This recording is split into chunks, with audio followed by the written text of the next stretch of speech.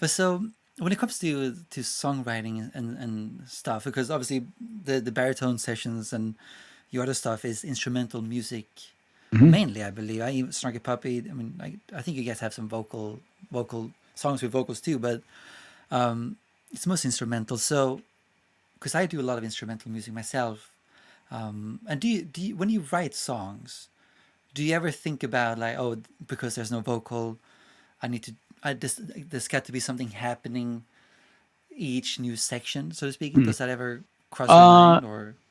Actually, it does cross my mind, and I try to make sure I don't do it, Right. because I think that's one of the pitfalls with instrumental music is that since you don't technically have to be confined to maybe like a pop structure, you can overcompose a song really easily, and to where it becomes almost like 10 songs worth of music in the span of one song.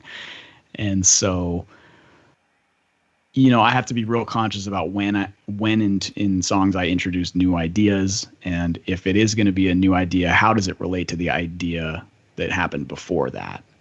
There's got to be some kind of link somehow, whether it's a tone or a chord progression or a melody or rhythm. There's all different mechanisms you can use to create those links, but it's got to feel complete, you know. And so I do tend to actually stick to a pop form with my Right. music. If you really like, I mean, it's pop with extra bits. It's not just totally all verse, chorus, bridge, solo, etc. There's a little bit of extra push and pull there, but in general, it is a pop form. Just because I love pop music, rock music, whatever it is. But I'm not really a singer, and I don't really like to write lyrics, so I use the guitar as my voice.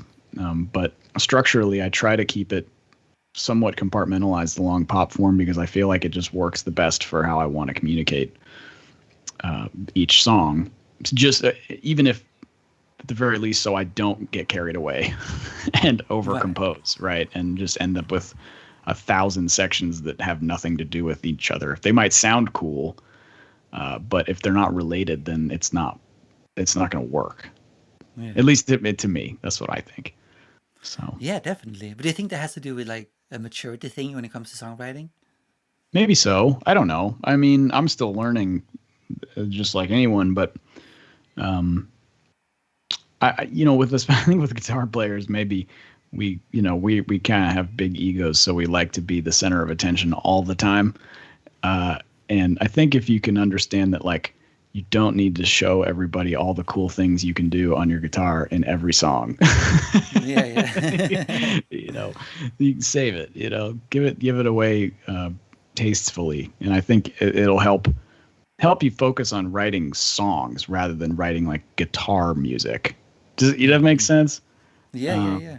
so, I gave up trying to be the fastest, craziest, most technically accomplished guitar player a long time ago. So, no Right, use right. in no use in trying to enter that arms race. I just want But to I write still some. saw you. Uh, Sorry, go ahead. I just want to write some cool songs at this point. Yeah, yeah. No, I saw you actually shredding away on Instagram. Like there's some tapping action Well, going on. I mean, I have my moments, Yeah, but yeah. I've studied a lot of different kinds of guitar playing, and I don't know if well, you don't really master anything, but there's definitely certain things I'm better at than others. But I like to kind of dabble in as many different things as I can just for fun. And even if it comes out in my own playing naturally, then that's great. But I like to try to be diverse, I think. But I Hmm. wouldn't consider myself a shredder, because there are some Right, real shredders out there. I mean, real shredders, and I wouldn't put myself in that category at all. So right, right.